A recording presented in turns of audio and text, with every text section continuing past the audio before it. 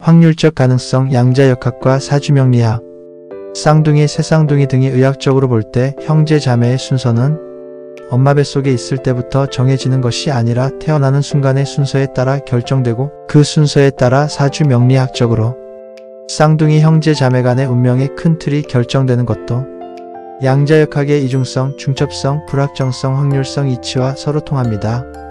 지난 시간에는 인생은 운명 결정인가? 자유의지인가? 에 대해 알아보았는데 이번 시간에는 확률적 가능성, 양자역학과 사주명리학이란 주제에 대해서 말해보겠습니다. 개기일식 현상을 하늘의 징벌이라고 두려워하던 정근대 사회에서 누군가 일식이 일어날 날짜를 미리 알았다면 사람들로부터 많은 존경과 추앙을 받았을 것입니다. 그런데 세상에는 행성의 움직임처럼 비교적 규칙적이어서 예측될 수 있는 현상들도 있지만 그렇지 않은 현상들도 많습니다. 즉 30년 후 한반도에서 바라보는 행성의 움직임은 미리 알 수 있지만 당장 내일 한반도 날씨가 어떨지는 아무리 슈퍼컴퓨터를 동원해 계산해도 정확히 알 수 없습니다.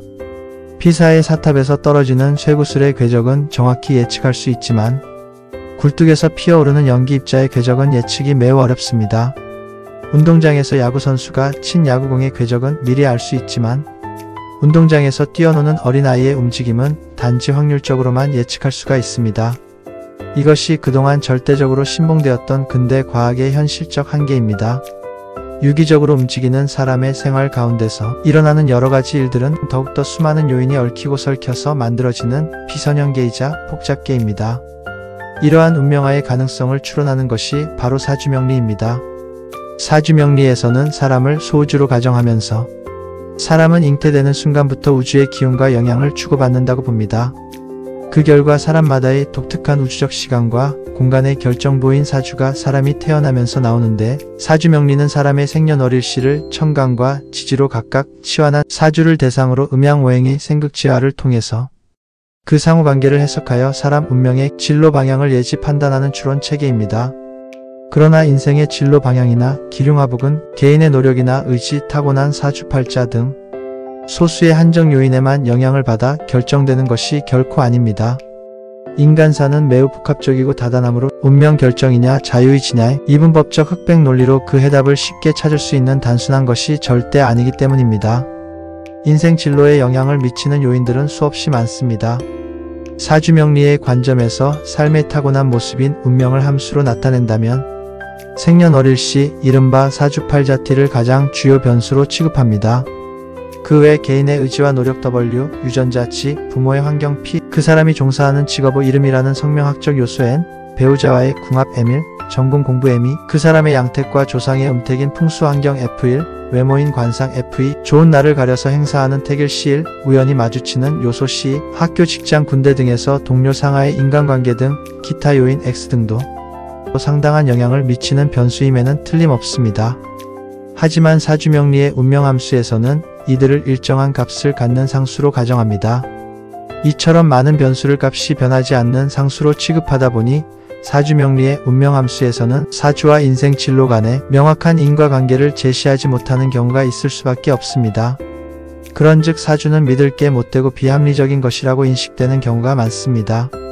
그러나 선천적인 사주를 후천적으로 보완하여 음양오행의 중화에 이르게 하는 변수로서 이름이라는 성명학적 요소, 당사자의 전공과 직업, 배우자와의 궁합, 풍수지리적 환경 등을 결코 빼놓을 수는 없습니다. 이러한 요소들을 모두 고려한다면 그 사람의 타고난 운명을 더욱더 정확하게 추론해 나갈 수 있습니다.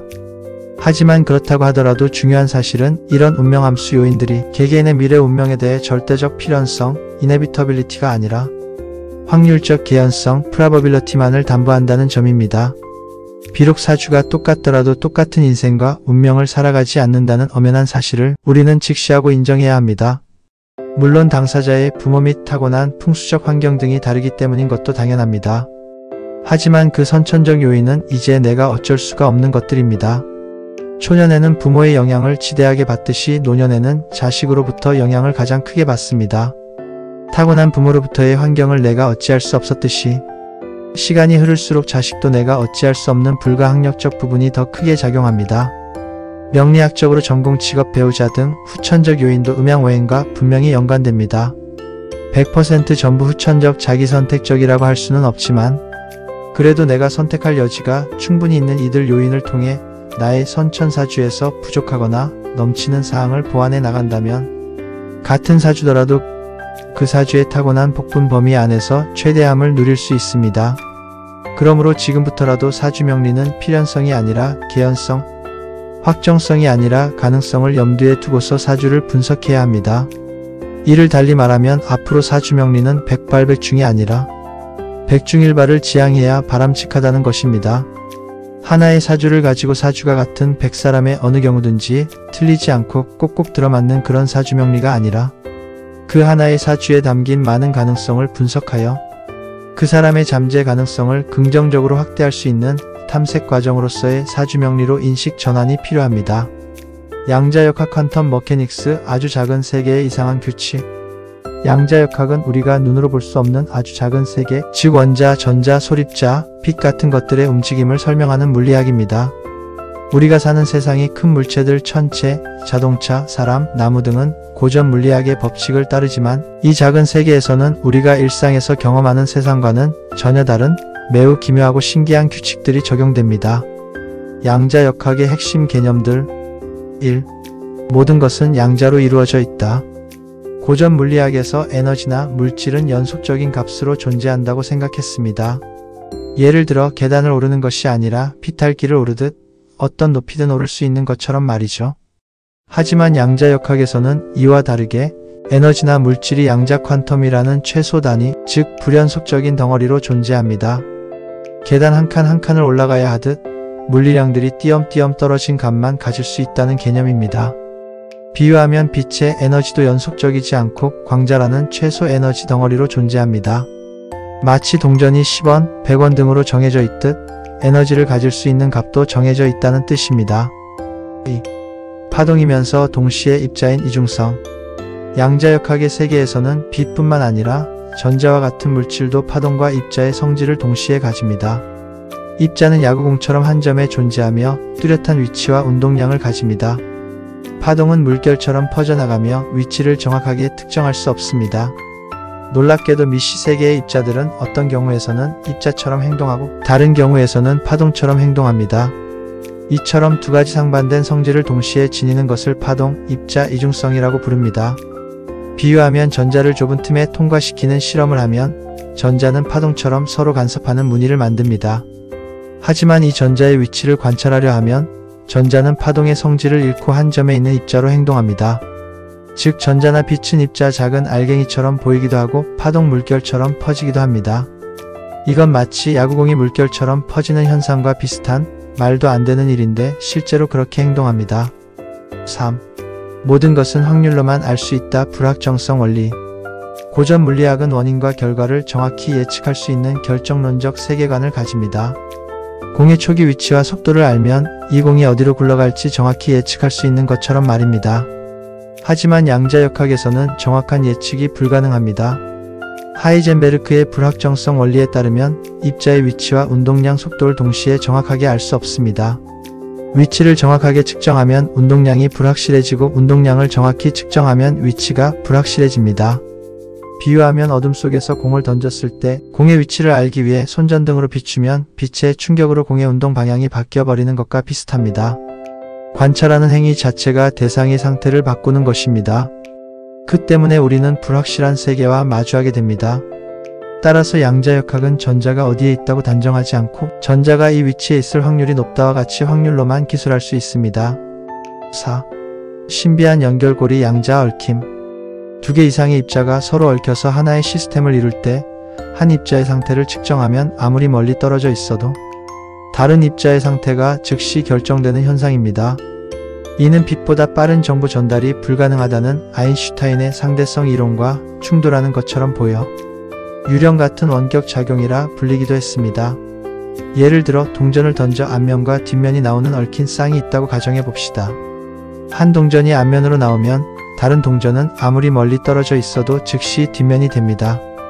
이러한 양자 얽힘은 양자 컴퓨터, 양자 통신 기술의 핵심 원리가 됩니다. 관측하는 순간 결과가 정해진다. 중첩과 붕괴. 양자역학의 입자들은 관측되기 전까지는 여러 상태가 동시에 존재하는 중첩 상태에 있습니다. 마치 상자 속의 고양이가 살아있음과 동시에 죽어있는 상태가 중첩된 것처럼 말이죠. 하지만 우리가 그것을 관측하는 순간 여러 상태 중 하나로 결정 붕괴됩니다. 즉 관측하는 행위가 결과를 확정합니다. 초콜릿 뽑기에 비유하면 뽑기 기계 안에 여러가지 맛의 초콜릿이 동시에 들어있지만 뽑기 전에는 어떤 맛의 초콜릿이 나올지 전혀 알 수 없습니다. 뽑는 순간 어느 한 가지 맛의 초콜릿이 결정되는 것과 비슷합니다. 무슨 맛이 나올지는 100%가 아니라 확률적으로 정해져 있습니다. 전자, 빛 같은 아주 작은 입자들은 우리가 보기 전까지는 여기 있다. 또 아니고 저기 있다. 또 아니고 여기 있으면서 저기에도 있는 중입니다. 하지만 우리가 관측 보기 하는 순간 전자나 빛은 딱 한 군데로 결정됩니다. 즉 결과가 만들어집니다. 양자역학은 왜 중요한가? 양자역학은 우리의 직관과 완전히 다른 이상한 이론이지만 현대 과학기술의 근간이 됩니다. 우리가 사용하는 반도체, 레이저, 스마트폰, MRI 등은 모두 양자역학의 원리를 기반으로 만들어진 것이며 미래의 양자 컴퓨터와 양자 암호통신 역시 이 이론을 바탕으로 발전하고 있습니다. 의학적으로 볼 때 쌍둥이, 새쌍둥이 등의 형제 자매의 순서는 엄마 뱃속에 있을 때부터 정해져 있는 것이 아니라 태어나는 순간의 순서에 따라 결정됩니다. 그런데 그 순서에 따라 그 몇 분간의 시간 차이로서 사주명리학적으로 쌍둥이 형제, 자매 간의 운명의 틀이 결정되는 것도 양자역학의 이중성, 중첩성, 불확정성, 확률성 이치와 서로 통하는 것입니다. 사주명리의 운명함수는 사람 운명의 필연적 확정성이 아니라 확률적 개연성과 가능성을 말해주고 있습니다. 인간의 삶이 진정으로 의미 있을 때는 그것이 미지수였을 때입니다. 완결되지 않아서 미래로 열려 있을 때, 인생은 무엇으로든 변화할 수 있는 어떤 것으로 절실히 다가온다고 말하는 것입니다.